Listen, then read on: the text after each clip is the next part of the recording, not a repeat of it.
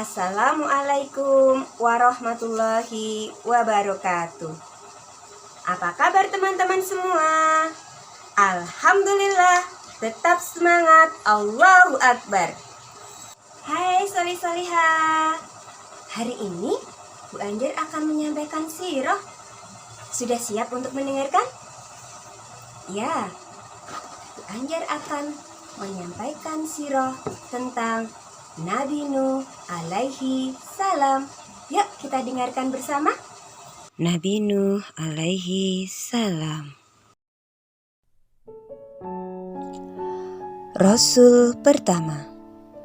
Nuh adalah putra Malik bin Mutawasilak bin Idris yang dilahirkan 116 tahun setelah Nabi Adam alaihissalam wafat. Selain hamba yang pandai bersyukur dan bersabar, beliau juga senantiasa memuji Allah Subhanahu wa Ta'ala pada setiap waktu. Sebelum kelahiran Nuh alaihissalam dan kaumnya, hiduplah 5 orang lelaki solih. Mereka bernama Wad, Suwa, Yakut, Ya'ud, dan Nas. Kelima orang itu dihormati kaumnya karena keadilan dan kesolehannya. Kelima orang itu meninggal dunia. Kaumnya sangat bersedih. Mereka sangat kehilangan. Bahkan ada juga yang menangisi dan meratapi kematian mereka. Tiada yang dapat menggantikan posisi kelima orang itu. Suatu hari datanglah iblis yang menyerupai seorang laki-laki. Dia melihat kesedihan yang melanda satu kaum itu. Iblis menawarkan diri. Apakah kalian mau aku buatkan patung yang menyerupai kelima orang solih itu? Patung itu akan membuat kalian selalu ingat dengan orang-orang solih itu, pujuknya. Ya, kami mau, jawab mereka.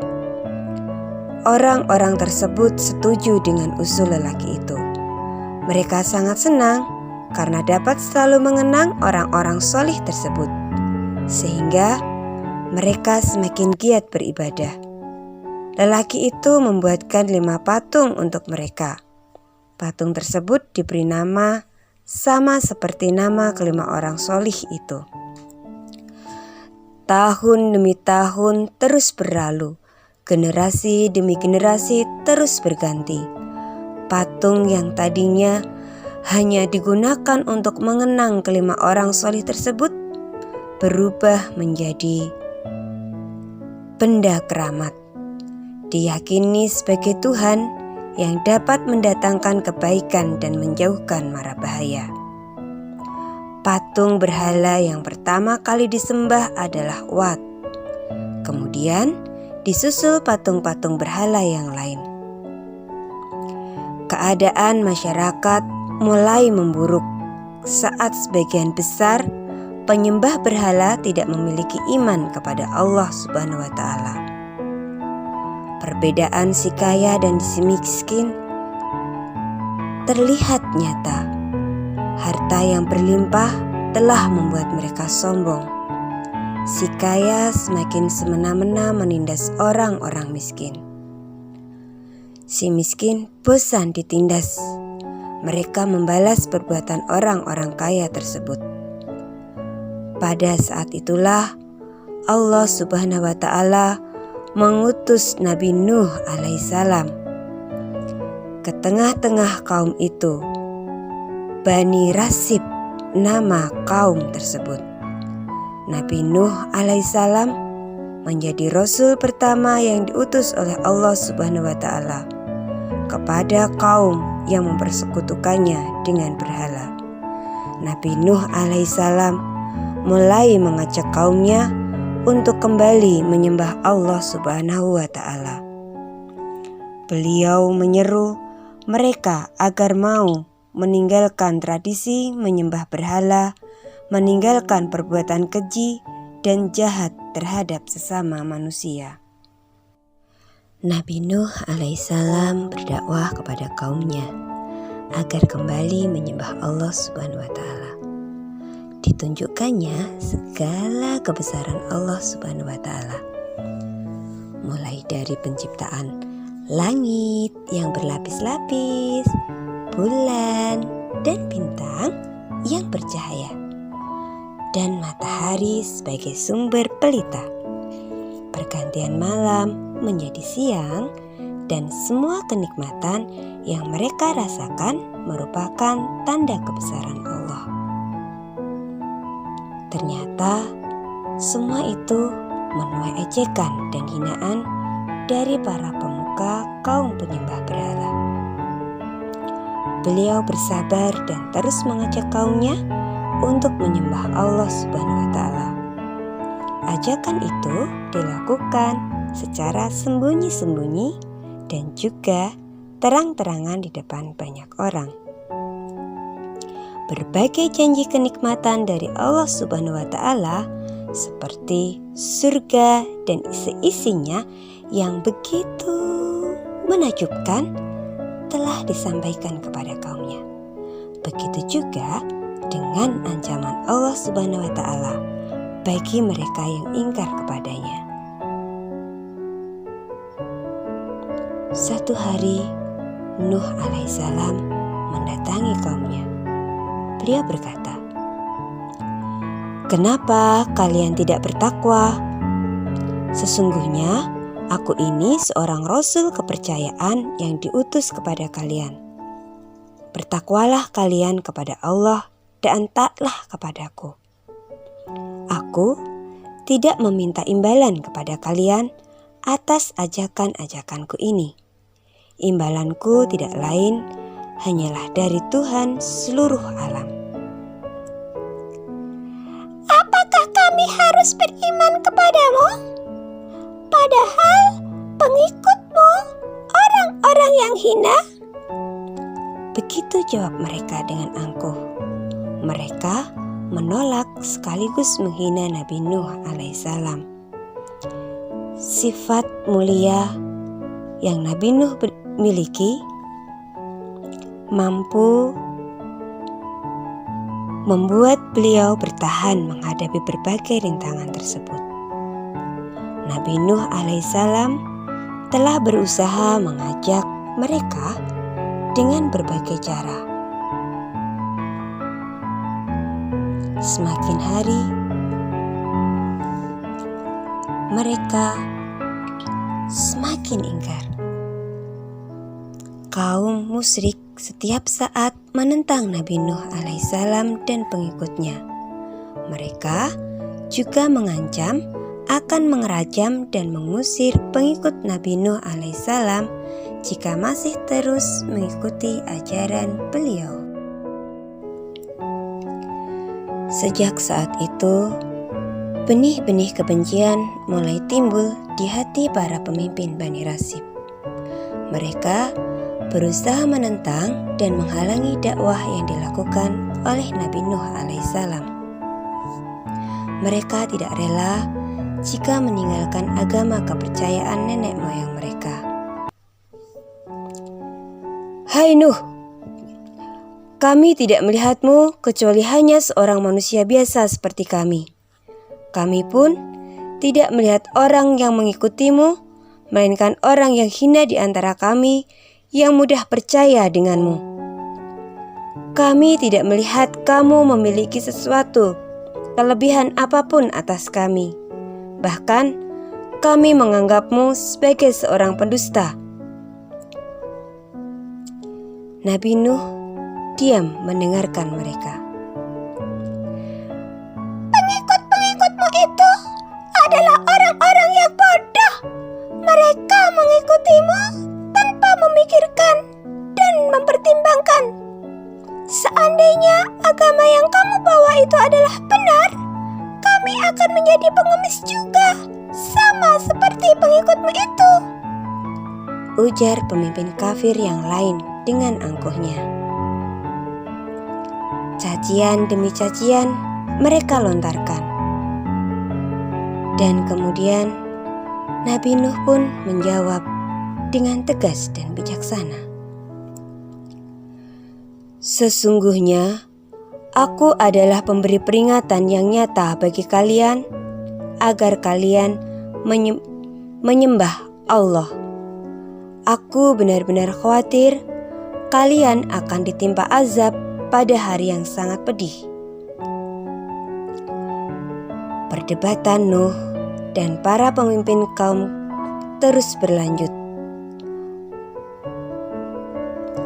Cukup lama, bahkan mereka mengajukan syarat jika ingin mengikuti apa yang disampaikan oleh Nuh, yaitu Nuh diminta menjauhkan para pengikutnya dari orang yang kaya dan yang miskin. Tentu saja dengan tegas Nabi Nuh alaihissalam menolak permintaan mereka. Beliau mengatakan kepada para pemimpin itu bahwa agama yang dibawanya adalah untuk semua orang tanpa terkecuali. Setiap orang mempunyai kedudukan yang sama dalam agama dan hukum Allah. Hei Nuh, sungguh kamu telah berbantah-bantah dengan kami. Kamu telah memperpanjang bantahanmu terhadap kami. Maka dari itu, datangkanlah kepada kami azab yang kamu ancamkan itu, jika kamu termasuk orang yang benar. Hanya Allah yang akan mendatangkan azab kepada kalian. Jika Dia menghendaki, kalian tidak akan dapat melepaskan diri. Jika Allah menghendaki menyesatkan kalian, nasihatku pun tidak akan bermanfaat bagi kalian. Sekalipun aku ingin memberi nasihat, Dia adalah Tuhan kalian, dan kepadanya kalian akan dikembalikan. Jawab Nabi Nuh alaihissalam. 950 tahun sudah Nabi Nuh alaihissalam berdakwah. Bukanlah waktu yang sebentar. Namun, beliau belum berhasil menyadarkan kaumnya. Mereka tetap melakukan tradisi nenek moyang mereka, yaitu menyembah berhala. Sebenarnya, Nabi Nuh alaihissalam sangat berharap suatu saat kaumnya akan menyadari dan mengakui kebenaran ajaran yang dibawanya. Beliau juga ingin agar kaumnya keluar dari jalan kegelapan menuju jalan yang terang benderang. Penyembahan berhala terus dilakukan oleh kaumnya. Rakyat lemah dan orang-orang miskin semakin tertindas. Kemungkaran dan kejahatan semakin merajalela. Nabi Nuh alaihissalam sangat sedih melihat keadaan itu.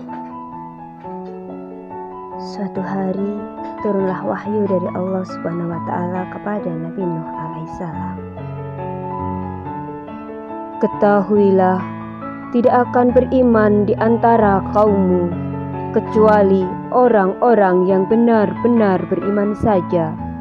Karena itu, janganlah engkau bersedih hati tentang apa yang mereka perbuat. Quran Surat Hud ayat 36. Setelah turun wahyu dari Allah Subhanahu wa taala ini, pupus sudah harapan Nabi Nuh alaihissalam. Kesabaran yang selama ini sangat tinggi hilang sudah.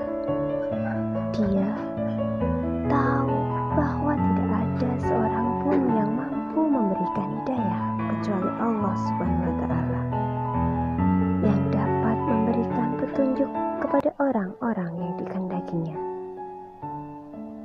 Akhirnya Nabi Nuh alaihissalam memohon agar Allah Subhanahu wa taala menurunkan azab kepada kaumnya yang begitu sombong dan keras kepala tersebut. Nabi Nuh berdoa kepada Allah, "Ya Tuhanku, janganlah Engkau biarkan seorang pun di antara orang-orang kafir itu tinggal di atas bumi. Sesungguhnya jika Engkau biarkan mereka tinggal, mereka akan menyesatkan hamba-hambamu, dan mereka hanya akan melahirkan anak-anak yang jahat dan tidak tahu bersyukur."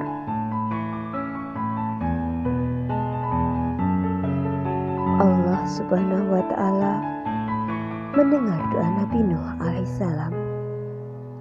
Kemudian Allah Subhanahu wa Ta'ala memerintahkan Nabi Nuh alaihissalam untuk membuat sebuah kapal sebagaimana firman-Nya.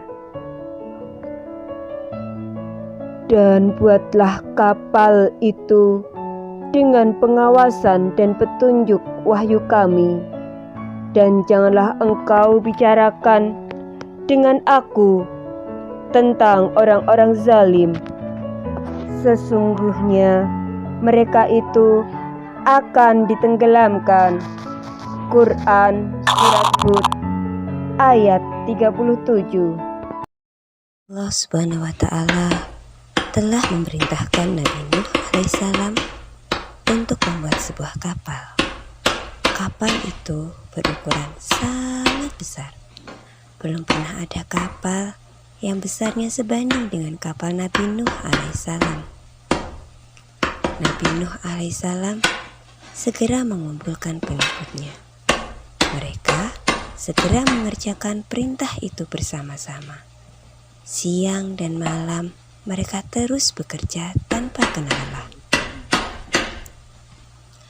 Pembuatan kapal tersebut dikerjakan di luar tempat tinggal mereka. Tujuannya agar mereka dapat bekerja dengan tenang. Namun sayang, kaum kafir tetap saja mengganggu dan mengejek mereka. Hahaha, hai Nuh, tampaknya sekarang kamu telah menjadi tukang kayu ya? Bukankah kamu mengaku sebagai seorang nabi atau rasul? Kenapa sekarang menjadi tukang kayu dan pembuat kapal? Hai Nuh, kapal itu jalannya di laut, bukan di darat.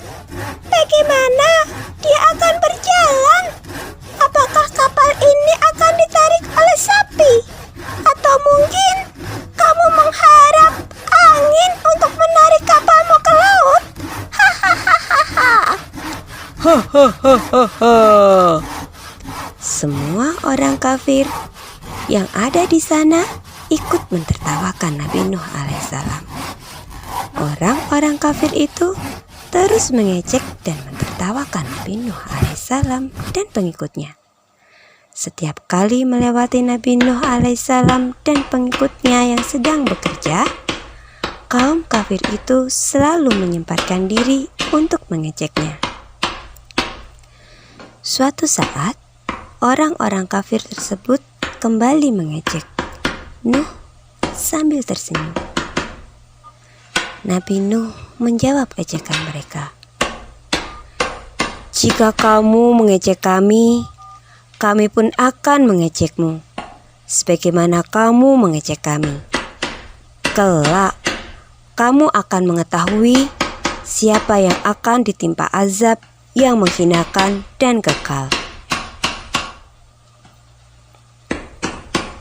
Demikian, setelah sekian lama, Nabi Nuh dan pengikutnya bekerja keras.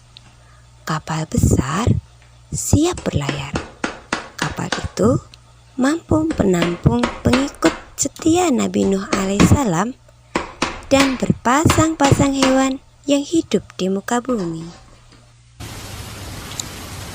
Sebuah kapal besar telah siap. Allah Subhanahu wa Ta'ala memberikan tanda-tanda kemunculan asap itu. Nabi Nuh alaihissalam juga diperintahkan untuk membawa berbagai jenis hewan secara berpasang-pasangan, juga segala jenis tumbuhan. Tanur atau dapur mulai memancarkan air. Muncul gelembung-gelembung tanah dari setiap permukaan bumi yang membentuk seperti tungku. Itulah tanda dari Allah Subhanahu wa Ta'ala bahwa azab akan segera tiba. Nabi Nuh alaihissalam telah membawa masuk ke dalam kapal semua yang telah diperintahkan oleh Allah kepadanya. Semua orang beriman masuk ke dalam kapal. Allah Subhanahu wa Ta'ala memerintahkan mereka untuk membaca, Maha suci Allah yang telah menundukkan semua ini bagi kami, padahal kami sebelumnya tidak mampu menguasainya, dan sesungguhnya kami akan kembali kepada Tuhan kami. Quran Surat Az-Zukhruf ayat 13-14. Kemudian mereka diperintahkan membaca dengan menyebut nama Allah pada waktu berlayar dan berlabuhnya. Sesungguhnya Tuhanku Maha Pengampun, Maha Penyayang. Quran Surat Hud ayat 41. Allah Subhanahu wa Ta'ala membukakan pintu-pintu langit. Turunlah hujan yang sangat lebat. Belum pernah ada hujan seperti itu di muka bumi ini sebelum dan sesudahnya. Permukaan bumi pun mengeluarkan air. Semakin lama air semakin meninggi. Gunung-gunung tenggelam. Tumbuh-tumbuhan dan hewan-hewan, baik yang kecil maupun yang besar, semua hanyut. Seluruh muka bumi diambang kematian. Saat itu kehidupan hanya ada di atas kapal Nabi Nuh alaihissalam. Semua permukaan bumi telah menjadi lautan. Angin bertiup kencang. Kapal yang dinaiki oleh Nabi Nuh alaihissalam dan pengikutnya berlayar di tengah gelombang air bah yang semakin meninggi. Gelombang itu sangat menakutkan. Gelombang itu sangat besar dan tinggi, laksana gunung-gunung yang siap menghancurkan dan menenggelamkan mereka.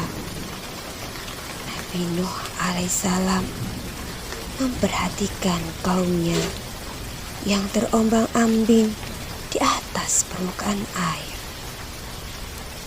Tiba-tiba dia melihat seseorang yang sangat dikasihinya. Ia melihat tubuh putranya yang sangat dikasihinya berada di tengah-tengah gelombang yang tinggi. Ketika melihat putranya sedang mengalami kesengsaraan, tergeraklah hati Nuh untuk mengajak putra tercintanya menaiki kapal. Rasa cinta seorang ayah kepada anaknya muncul saat itu. Dengan suara yang sangat keras, Nabi Nuh memanggil putranya. Beliau berusaha membujuk putranya itu agar mau mengikuti rombongan mereka. Wahai anakku, anakku, naiklah ke kapal bersama kami. Janganlah kamu bersama orang-orang kafir.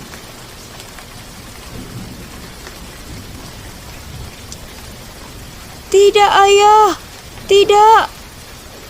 Aku akan mencari perlindungan ke gunung yang dapat menghindarkan aku dari air bah. Tidak ada yang dapat melindungi dari siksa Allah pada hari ini selain Allah yang Maha Penyayang. Ayo nak, ayo putraku. Tidak ayah, tidak.